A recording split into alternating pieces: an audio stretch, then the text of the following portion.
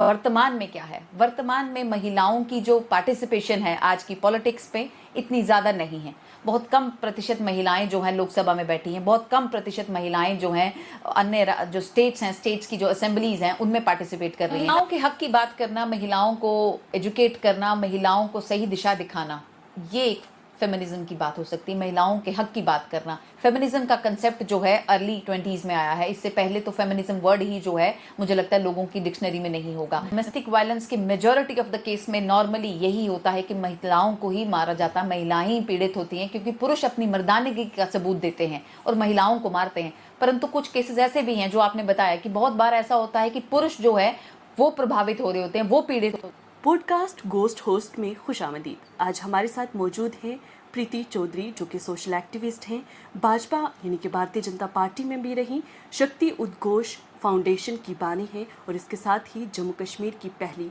Biker भी हैं। खुशामदीद प्रीति चौधरी जी। बहुत बहुत शुक्रिया। प्रीति चौधरी जी, आप मुझे बताएं कि पॉलिटिक्स को लेकर आपका क्या तजुर्बा है? इतना बड़ा शब्द जो है पॉलिटिक्स अपने आप में बहुत सारी चीज़ें बयां करता है। इतना बड़ा देश है हमारा और इतना बड़ा समृद्ध प्रदेश है हमारा जम्मू कश्मीर। तो राजनीति एक ऐसी चीज़ है जिसके कारण ये देश समृद्ध विरासत की ओर आगे बढ़ रहा है, समृद्ध विरासत को लेके चल रहा है। राजनीति अपने आप में एक ऐसा पहिया है जो एक राज्य को, एक देश को, एक समाज को आगे लेके जाने का ज़रिया है।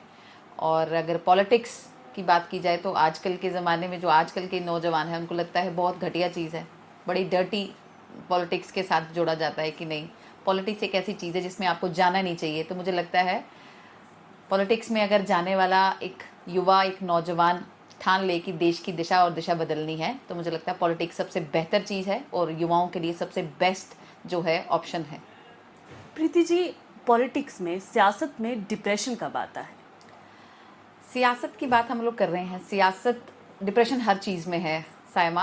अब जब हम सियासत की बात करते हैं तो राजनीतिक पार्टियों की बात करते हैं, राज की बात करते हैं, लोकतंत्र की बात करते हैं, और सबसे इम्पॉर्टेंट जो पहिया है, समाज, जो लोग हैं, जो जनता है, वो काम करती है, राजनीतिक संगठनों के लिए काम करती है, देश के लिए काम करती है। और देश की बड़ी सारी एक ऐसी संस्थाएं हैं जो देश के लिए काम कर रही हैं, पर्दे के सामने नहीं है, पर्दे के पीछे हैं। परंतु एक कार्यकर्ता, एक वो वर्कर जो किसी पार्टी के साथ जुड़ा हुआ है, किसी पार्टी के लिए काम कर रहा है, बिना किसी इंटरेस्ट के, बिना किसी वेस्टेड इंटरेस्ट के वो अपना टाइम और अपनी एनर्जी दे रहा है और वो सपना बुन रहा है कि मुझे कहीं जाना है, मुझे कहीं पहुंचना है, मेरे काम को कहीं ना कहीं सराहना मिलेगी, मेरे काम को देखा जाएगा। और एकदम से उसके सपने टूट जाते हैं जब उसका नेता या उसकी पार्टी उसको दरकिनार कर देते हैं, उसके काम को वैल्यू नहीं करते हैं। आपने भाजपा की बात की, तो भाजपा में हर वो कार्यकर्ता जो कि दरी बिछाने का काम करता है, झंडे लगाने का काम करता है, जब उसके काम को सराहा जाता है तब वो व्यक्ति मानता है कि मैं किसी पार्टी का कार्यकर्ता हूँ। और अन्य संगठनों की बात की जाए तो बड़ी बार ऐसा होता है, भाजपा में भी शायद ऐसा होता है आज के समय पे, कि बहुत सारे कार्यकर्ता जिन्होंने अपना समय दिया है, अपनी ज़िंदगी दे दी है एक संगठन के लिए और इस देश के लिए, जब उनके काम को सराहा नहीं जाता और उनको कहीं पे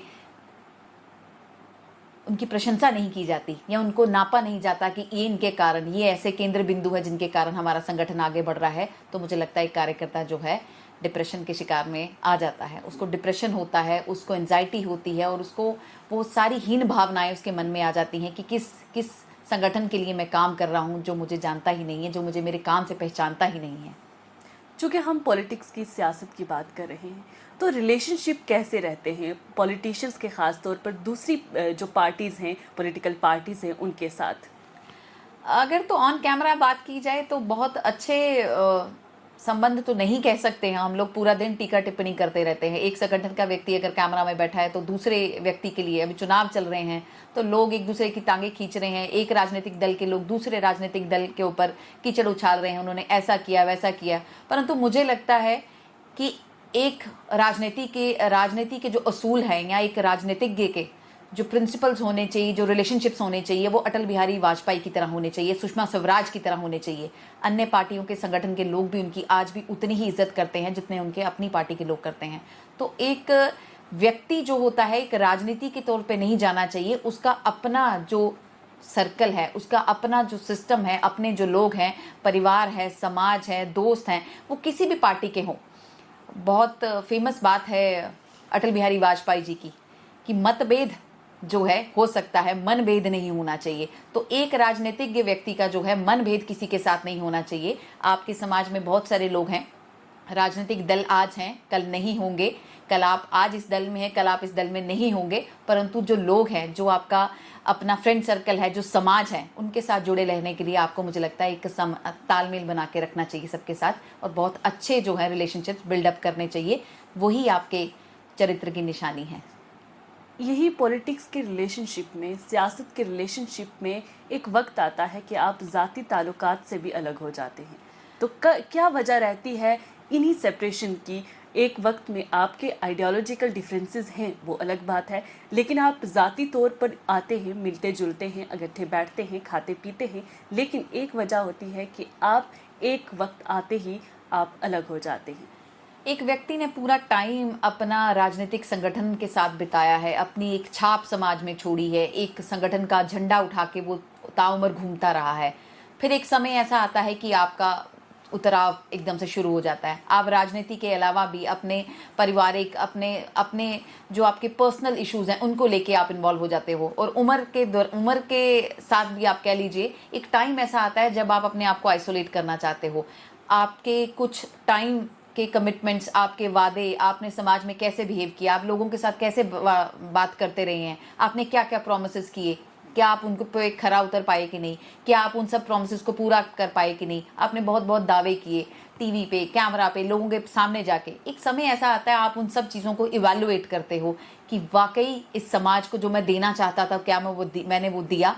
समाज आपको उस नज़र से देखता है, आप उनके लिए एक किरण होते हैं, एक उम्मीद होती है। जब आप उन सब चीज़ों को आकलन करते हो और आपको कहीं रियलाइज़ होता है कि मैं वो सारी चीज़ें जो मैंने प्रोमिसेस किए थे वो फेक थे, मैं वो डिलीवर नहीं कर पाया, मैंने अपने बेनिफिट के लिए या अन्य रीज़नों के कारण, कोई भी रीज़न के कारण मैं सब कुछ डिलीवर नहीं कर पाया, और सोसाइटी से आप कट ऑफ होना चाहते हो, आपने इतना कमा भी लिया है, अपनी इज्जत जो है वो आपकी समाज में एक किनारे पे आके आप बैठे हैं, तो अब आप ये कोशिश करते हो कि अब समाज से आइसोलेट हुआ जाए। आपके जो इश्यूज थे, आपके जो टारगेट्स थे, वो आपने अचीव कर लिए हैं। अगर आपने कर लिए हैं तो आप वहीं पे रहोगे, आप इंटैक्ट रहोगे। अगर आप वो नहीं कर पाए हो तो समाज आपको वहाँ रहने ही देगा। रोज़ के रोज़ आपको ये रियलाइज़ होगा कि मेरे प्रोमिसेस मैं डिलीवर नहीं कर पाया किसी भी कारणवश।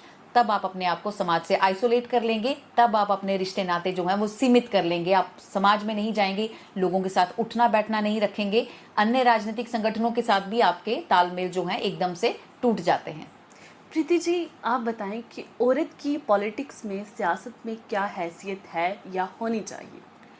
जहाँ तक बात है होनी चाहिए की, तो नारी शक्ति अधिनियम, नारी वंदन आज के समय पे ही, आज के दौर में ही हमारे माननीय प्रधानमंत्री जी के कारण ही ये एक बिल पास हुआ है कि फीमेल्स को भी रिजर्वेशन, विमेन रिजर्वेशन जो है वो दी जाएगी आने वाले समय पे।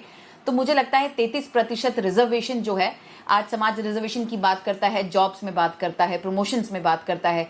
राजनीति एक ऐसा मुद्दा है, राजनीति एक ऐसा विषय है जिस पे चर्चा होनी चाहिए थी, और जिसमें महिलाओं की भागीदारी को सुनिश्चित करने के लिए एक ऐसा कदम उठाना बहुत ज़रूरी था। हर फील्ड में, आप फौज की बात करें, आप जॉब्स की बात करें, डॉक्टर की बात करें, टीचर की बात करें, हमारे परिवार की बात करें, सबसे अहम कड़ी जो होती है वो एक महिला होती है। एक घर नहीं चल सकता अगर एक महिला घर पे ना हो, तो एक देश कैसे चलेगा अगर वहाँ पे महिला का रोल डिफाइन ना किया जाए। आज के समय पे जब हमारी प्रधानमंत्री, हमारी president of India Shrimati Draupadi Murmu ji एक ऐसे पदवी पे हैं जो पूरे भारत का नेतृत्व कर रही हैं, तो मुझे लगता है बाकी महिलाओं को भी उससे बहुत ज़्यादा प्रोत्साहन मिलती है कि आने वाले समय पे अगर राजनीति में उनको वो सही जगह दिखाई जाए, सही जगह दी जाए, तो देश का नक्शा बदलने के लिए, देश की दिशा बदलने के लिए, देश को ऊंचाइयों पे लेके जाने के लिए, भारत को विश्व गुरु बनाने के लिए हर महिला अपना पूरा योगदान देगी।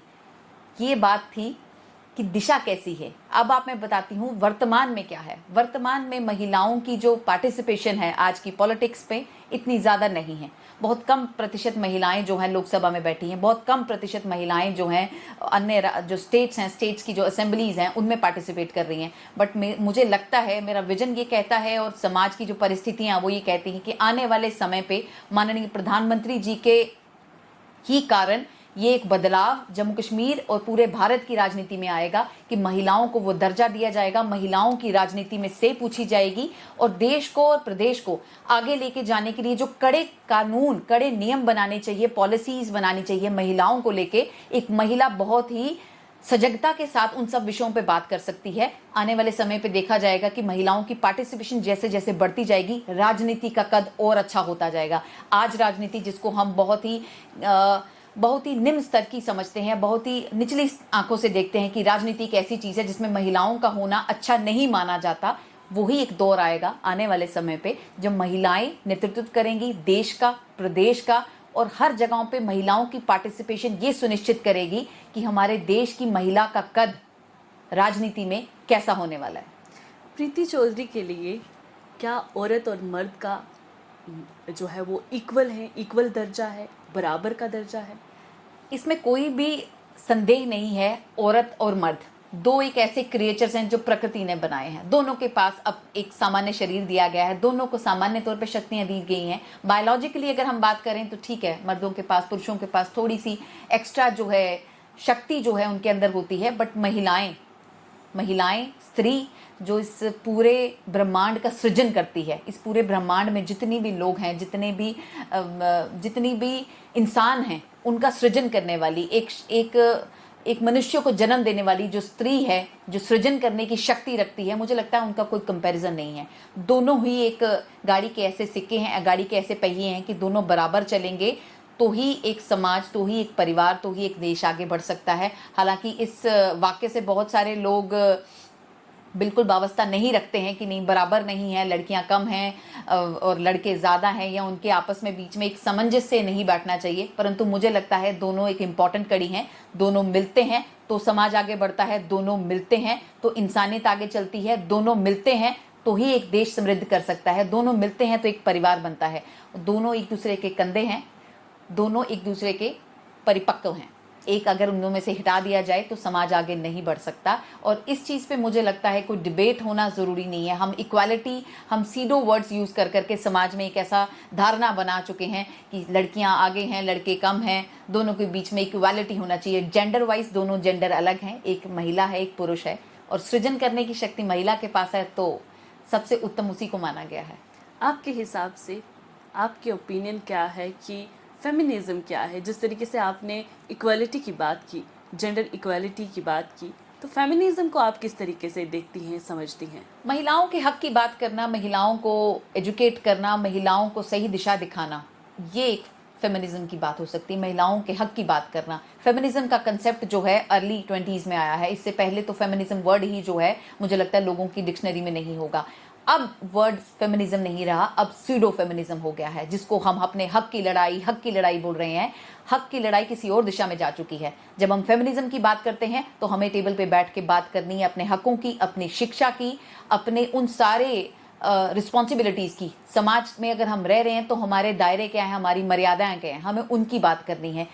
आज के समाज में बात फेमिनिज्म की नहीं हो रही, बात सीडो फेमिनिज्म की हो रही है। जो हक आपके नहीं भी थे उनको भी गलत दिशा में मोड़ के अपने हक का झंडा उठा के आप समाज में आगे बढ़ रहे हैं। मेरे हिसाब से फेमिनिज्म है एक महिला को शिक्षित करना, उनको उनके हक की जानकारी देना, उनको एक समाज में इज्जतदार तरीके से रहने का स्पेस प्रोवाइड करना। जब हम आज के समाज की बात करते हैं तो यहाँ पे सेक्सुअल हैरेसमेंट होती है, यहाँ पे रेप्स की बातें होती हैं, यहाँ मर्डर होते हैं, यहाँ क्राइम्स होते हैं, और यहाँ पे हर दिन महिला को डिसरिस्पेक्ट किया जाता है और उनका बीड़ा उठा के कुछ लोग गलत तरीके से अपने आप को सोसाइटी में प्रेजेंट करते हैं। मुझे लगता है अगर फेमिनिज्म की बात की जाए तो हमें उनके हकों के लिए लड़ना चाहिए। हमें हर महिला की इज्जत की बात करनी चाहिए, हर महिला को सिक्योरिटी प्रोवाइड हो उसकी बात करनी चाहिए, हर महिला शिक्षित हो उसकी बात करनी चाहिए। महिला शिक्षित होगी तो समाज शिक्षित होगा, तो देश शिक्षित होगा।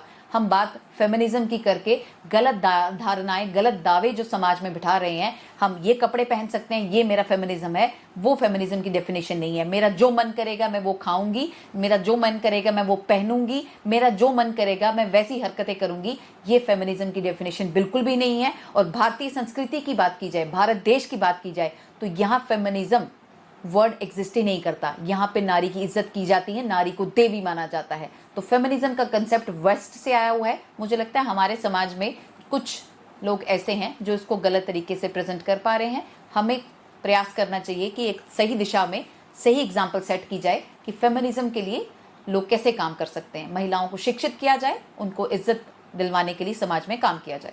फेमिनिज्म अप्रोच को वल्गैरिटी के तौर पर आजकल इस्तेमाल किया जाता है, तो कुछ सो कॉल्ड फेमिनिस्ट जो है वो इस फेमिनिज्म के अप्रोच को मेल के खिलाफ इस्तेमाल करती हैं, तो इस पे क्या कहेंगे? क्या एक तरफ तो आप अपने हकूक़ की बात करती हैं, लेकिन ये भूल जाती हैं कि मेल का भी उतना ही हक है। उसी तरीके से जिस बराबरी की आप बात कर रही हैं, वही मेल जिसके साथ आप ज्यादती कर रही हैं, उसका हक भी वही है जो आपका है। आप एक सभ्य समाज में रहते हैं। सभ्य समाज की कुछ मर्यादाएं होती हैं, कुछ धारणाएं होती हैं, कुछ लिमिटेशंस होती हैं। आप एक समाज में रहने के लायक हैं कि नहीं, आप किस कंसेप्ट को समाज में प्रमोट करना चाह रहे हैं। आपने वल्गैरिटी की बात की, मैंने पहले ही बात रखी कि मेरा जो मन करेगा मैं वो करूंगी, मेरा जो मन करेगा मैं वैसे कपड़े पहनूंगी, मेरा जो मन करेगा वैसे चरित्र का आचरण मैं करूंगी, मैं पब्लिक प्लेसेस में बैठ के गलत चीज़ों को प्रोपोगेट करूंगी समाज में। उसको फेमिनिज्म नहीं बोल सकते, उसको समाज में गलत दिशा दिखाना और मेल्स के अगेंस्ट यूज करना। जब आपके खिलाफ कोई टीका टिप्पणी करता है, जब आपके खिलाफ कुछ कमेंट्स लिखे जाते हैं, तो वो एक सभ्य समाज के लोग बिल्कुल भी नहीं करते हैं। इस दोनों विषय पे दोनों लोग वही हैं जो समाज से बिछड़े हुए हैं। दोनों लोग, चाहे वो महिला का पक्ष हो चाहे वो पुरुष का पक्ष हो, ये दोनों लोग वही हैं जो समाज में गलत धारणाएं बिठा रहे हैं। ऐसी महिलाएं हमारे समाज में होंगी जो शायद अपनी मर्जी से अपनी जिंदगी जीना चाहेंगी, अपनी मर्जी के कपड़े पहनना चाहेंगी। हम उस पर आपत्ति नहीं करते हैं क्योंकि हम सभ्य समाज से हैं, हमें वास्ता ही नहीं है उनसे। परंतु जब वो महिला अपना दायरा क्रॉस करके आम समाज में आके मेरे बच्चों को, मेरे भाई बहन को या आपको इम्पैक्ट करने की कोशिश करती है, आप पे इन्फ्लुएंस डालने की कोशिश करती है, तब वो पुरुषों का समाज एक्टिवेट हो जाता है और वो उनको काउंटर करने की कोशिश करता है। हालांकि वो भी अपनी जगह पे सही नहीं है। ये वही लोग होंगे जो शाम को कहीं बैठ के आपके खिलाफ कुछ बातें कर रहे होंगे, कुछ गलत समाज में धारणाएं बना रहे होंगे, कुछ प्रभाव समाज में गलत क्रिएट कर रहे होंगे। परंतु जब लोग अपनी मर्यादा भूल जाते हैं, जब उस दायरे से बाहर आ जाते हैं, समाज में वल्गैरिटी की डेफिनेशन सेट करना शुरू कर देते हैं, या एक आज़ादी का मतलब ये नहीं है कि आप सोसाइटी को इम्पैक्ट करो नेगेटिव वेज में, तब ये लोग जो हैं एक दूसरे पे काउंटर अटैक करते हैं। और बहुत बार ऐसा देखा गया है कि कुछ जेन्युइन लोग भी होते हैं, कुछ जेन्युइन केसेस भी ऐसे होते हैं जहाँ पे प्रताड़नाएं महिलाओं के साथ भी हो रही हैं और पुरुष के साथ भी हो रही हैं। मुझे लगता है ऐसे विषय में वो लोग हमसे कहीं बिछड़ जाते हैं, वो लोग कहीं आइडेंटिफाई नहीं होते। वैसे केसेस का हम आइडेंटिफाई नहीं कर सकते हैं कि क्या महिला की गलती थी, क्या पुरुष की गलती थी। सीधो फेमिनिज्म का झंडा उठा के जब महिलाएं अपने हक की बात जाके विमेन सेल में करती हैं या कोर्ट में करती हैं या समाज में करती हैं, तो बहुत सारे पुरुष ऐसे होंगे जो इसका शिकार हो रहे होंगे, जिनकी गलती कोई नहीं होगी। हमारा रिस्पॉन्सिबिलिटी बनती है कि इसको हम एक सही नज़रिए से देखें, एक बैलेंस तरीके से देखें कि समाज में ऐसे लोग जो हैं इम्पैक्ट ना क्रिएट कर पाएं। आप सोशल एक्टिविस्ट हैं, समाज के लिए काम करती आई हैं, तो डोमेस्टिक वायलेंस अक्सर हमें अपने समाज में देखने को मिलता है, लेकिन अक्सर औरत के लिए खबर बनती है कि फ़लाँ औरत के साथ डोमेस्टिक वायलेंस हुआ। लेकिन अगर हम देखें दूसरी तरफ तो बहुत सारे मर्द ऐसे हैं जिनके साथ डोमेस्टिक वायलेंस होता है, लेकिन वो अपनी मर्दानगी दिखाने के लिए कभी भी पुलिस स्टेशन नहीं जाएंगे, वहाँ पे कंप्लेंट जो है वो दर्ज नहीं करवाएंगे। तो इस पर आप क्या कहेंगे? उन जो मर्द हैं उनके लिए आप क्या कहना चाहेंगे? देखिए, बात आपने डोमेस्टिक वायलेंस की है, तो डोमेस्टिक वायलेंस के मेजॉरिटी ऑफ द केस में नॉर्मली यही होता है कि महिलाओं को ही मारा जाता है, महिलाएं ही पीड़ित होती हैं, क्योंकि पुरुष अपनी मर्दानगी का सबूत देते हैं और महिलाओं को मारते हैं। परंतु कुछ केसेस ऐसे भी हैं जो आपने बताया कि बहुत बार ऐसा होता है कि पुरुष जो है वो प्रभावित हो रहे होते हैं, वो पीड़ित होते हैं, परंतु समाज में एक ऐसी धारणा ना बन जाए, समाज में एक ऐसी एग्जाम्पल ना बन जाए, वो हास्यास्पद ना हो जाए, लोग उन पे हंसे नहीं कि कैसा व्यक्ति है अपनी बीवी से मार खा रहा है, कैसा व्यक्ति अपनी बीवी को संभाल नहीं सकता है। ऐसी चीज़ों से अपने आप को बचाने के लिए और समाज में अपने परिवार की इज्जत को ना उछाला जाए, ऐसी मुझे लगता है विचार जो हैं उनको रोक के रखते हैं। ऐसे विचार उनको आड़े हाथों लेते हैं कि वो आगे ना आ पाएँ, वो अपनी विषय, अपनी चीज़ें, अपने साथ होने वाली सारी वो गलत बातें कहीं बयां नहीं कर पाते। परंतु आज के टाइम पे हमारी जितनी भी संस्थाएं हैं, चाहे वो कोर्ट है, चाहे वो पुलिस है, चाहे वो एडमिनिस्ट्रेशन है, मुझे लगता है एक बैलेंस तरीके से काम करता है। आज वो पुलिस स्टेशन वैसे काम नहीं करते हैं कि एक महिला गई और उसने रिपोर्ट लिखाई और आप पे एक्शन हो गया। उस चीज़ की पूरी जांच की जाती है, उसको पूरा इवैल्यूएट किया जाता है, रीज़न क्या है, कारण क्या है, अगर एक महिला किसी थाने में जाके या किसी कोर्ट में जाके कोई कंप्लेन करवा रही है अपने पति के खिलाफ या किसी भी फैमिली के खिलाफ, तो उसकी पूरी जांच होती है और बहुत इज्जतदार तरीके से उस चीज को दोनों पक्षों की बात सुनी जाती है। पहले ऐसा होता था कि आपने कंप्लेन की और एकदम से एक्शन हो गया। बहुत सारे केसेस आपने ऐसे सुने होंगे, दिल्ली में और मेट्रो सिटीज में लोग सुसाइड कर लेते हैं बाद में, और बाद में पता चलता है कि वो गिल्टी भी नहीं थे। बहुत सारे पुरुष सुसाइड कर लेते हैं। जिन लोगों की आपने बात की वो वही लोग हैं जो कभी सामने नहीं आ सकते, लोग उनकी मर्दानगी पे हंसे ना, ये एक कारण होता है। परंतु अपनी इज्जत को बचा के रखना, अपने परिवार की इज्जत को बचा के रखना और अपने जो मनोभाव हैं, जो विचार हैं, उनके साथ लड़ना झगड़ना एक आसान काम नहीं है। मुझे लगता है ये उन सब लोगों को एक मैसेज जाना चाहिए कि समाज में जब भी कोई विषय ऐसा सामने आए कि महिला किसी पुरुष पे अगर कोई आरोप लगा रही है या कोई पुरुष किसी महिला पे आरोप लगा रहा है, तो उसकी पूरी जांच करके दोनों पक्षों की बात सुन के ही कोर्ट को और संस्थाओं को और एडमिनिस्ट्रेशन को, जो भी लोग इनके साथ जुड़े हैं, एक धारणा बनानी चाहिए। सोशल मीडिया के कारण ऐसे लोग जो हैं कई बार अपनी जान से हाथ भी गंवा देते हैं कि लोग क्या सोचेंगे, ये लोग क्या सोचेंगे वाला जो विचार है, यही उन लोगों को आगे नहीं आने देता। ये उन्हीं पुरुषों को रोक के रखता है कि समाज में आपकी इज्जत को उछाला जाएगा, आपकी मर्दानगी पे सवाल उठेंगे।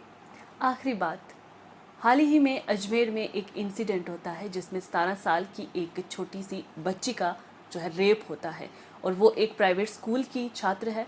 उसके बाद जब वो स्कूल जाती है कुछ महीनों के बाद, ये वाक़या है साल 2023 का, जब वो स्कूल जाती है और स्कूल से उसे ये कहकर वापस कर दिया जाता है कि तुम स्कूल नहीं आ सकती क्योंकि यहाँ का माहौल ख़राब हो रहा है। और ऐसा हुआ कि 2024 में जब उसने बोर्ड एग्ज़ाम्स के लिए अपना एडमिट कार्ड लेने के लिए वो स्कूल में जाती है, तो उसे मना कर दिया जाता है कि तुम्हारा नाम जो है वो स्कूल से काट दिया गया है। क्या आपको नहीं लगता कि उस बच्ची का कोई कसूर ना होने के बावजूद भी उसको सज़ा मिली? हालांकि सज़ा उनको मिलनी चाहिए थी जिन्होंने इसके साथ ज़्यादती की। मैंने आपको पहले ही बताया कि समाज में फेमिनिज्म का झंडा उठाने वाले बहुत लोग हैं। हमारे हक की लड़ाई, हमारे हक की लड़ाई। जब बात लड़ाई की आती है तो इन लोगों के लिए, ऐसे वर्गों के लिए हमें काम करना है। हम अपने आप को सोशल एक्टिविस्ट कहते हैं, हम बहुत सारा काम समाज के लिए कर रहे हैं। ऐसे लोग, ऐसे बच्चे, उस बच्ची की क्या गलती थी? अगर उसके साथ कोई क्राइम हुआ है, कोई दुष्कर्म हुआ है, उस बच्ची की क्या गलती थी? वो सिर्फ शिक्षा का हक मांग रही थी, शिक्षा प्राप्त करने के लिए ही वो वहां जा रही थी। एडमिनिस्ट्रेशन देखिए, सरकारें देखिए, राजस्थान की सरकार देखिए, मुझे लगता है जो भी वहां की सरकार है, वहां का तंत्र है, उनमें कोई तो एक महिला रही होगी। उस एडमिनिस्ट्रेशन में, उस सरकार में, उस संसद में कोई तो एक महिला रही होगी। यही रीजन है कि महिलाओं के प्रति जो पॉलिसीज हैं, उनके साथ जो भी क्राइम होते हैं, उनके अगेंस्ट अभी तक एक्शन क्यों नहीं लिया गया? बहुत इंपॉर्टेंट है महिलाओं का राजनीति में आना, ऐसे केसेस के साथ डील करने के लिए, ऐसे बच्चों का मनोबल बढ़ाने के लिए, ऐसी लड़कियों का मनोबल बढ़ाने के लिए, उनके हाथ के साथ हाथ लेके चलने के लिए कि आप आगे बढ़ो, हम आपके साथ हैं। कोई फर्क नहीं पड़ता अगर आप में समाज में आपके साथ कुछ गलत किया गया है, हम साथ मिलकर उन सब दोषियों को जेल के पीछे डालेंगे। उन माता पिताओं का मनोबल बढ़ाने का कोई बात नहीं। अगर आपकी बच्ची के साथ कुछ गलत हो गया है, हम आपके साथ खड़े हैं। तो इसमें सबसे बड़ी भागीदारी सरकारों की बनती है, लोगों की बनती है, आपकी और मेरी बनती है कि हम समाज को अवेयर कराएं। हम इंटेलेक्चुअलिज्म की बात करते हैं कि लोग पढ़े लिखें। ऐसे सभ्य समाज के लोग जब इन चीजों पे अपना विचार नहीं रखेंगे, सोसाइटी में एक से नहीं देंगे, ऐसे क्राइसिस जो हैं आते रहेंगे, ऐसे केसेस बढ़ते रहेंगे, रेप होते रहेंगे, लोग अपना आवाज नहीं बुलंद करेंगे, तो महिलाओं के प्रति जो पॉलिसीज बन रही है वो सिर्फ कागजों में रह जाएंगी। साइमा, जब जमीन पे बात की जाए, ग्राउंड की बात की जाए, तो ऐसी पॉलिसीज कोई फायदेमंद नहीं है जो एक महिला को एक रिस्पेक्ट नहीं दिला सकती समाज में और उनकी सिक्योरिटी की बात नहीं कर सकती हैं। तो मुझे लगता है उस बच्ची के साथ जो भी हुआ वो बहुत गलत हुआ है। बहुत सारे लोगों को, जो संस्थाएं वहां काम कर रही हैं, सरकारें जो वहां काम कर रही है, जो पक्ष विपक्ष वहां काम कर रहा है, उनको उस बच्ची के साथ खड़ा होना चाहिए था। आज चुनाव का टाइम है, आप वोट मांगने चले जाते हैं, जब ऐसे लोग आपके सामने आते हैं, ऐसे लोग जिनके परिवारों के साथ बहुत गलत चीजें हुई हैं, वो लोग सामने आते हैं, तब आपको उनके साथ खड़े होना चाहिए। तब आपको इस चीज का प्रूफ देना चाहिए कि आप राजनीति की बागडोर पकड़ने के लिए बहुत रेस में आगे दौड़ रहे हैं। ऐसे लोग, ऐसी जनता जो आपको वहां बिठाना चाहती है, आपको उनका साथ देना चाहिए और ये साबित करना चाहिए कि आप योग्य हैं उस चीज के। बहुत बहुत शुक्रिया प्रीति जी, हमारे साथ बातचीत करने के लिए, अपना वक्त देने के लिए। इसी तरीके से आपकी आवाज़ बुलंद होती रहे और आप जितने भी हमारे सोशल कॉज हैं उनको इसी तरीके से उजागर करती रहें। बहुत शुक्रिया, आप फलती फूलती रहें, हमारी नेक ख्वाहिशात आपके साथ हैं।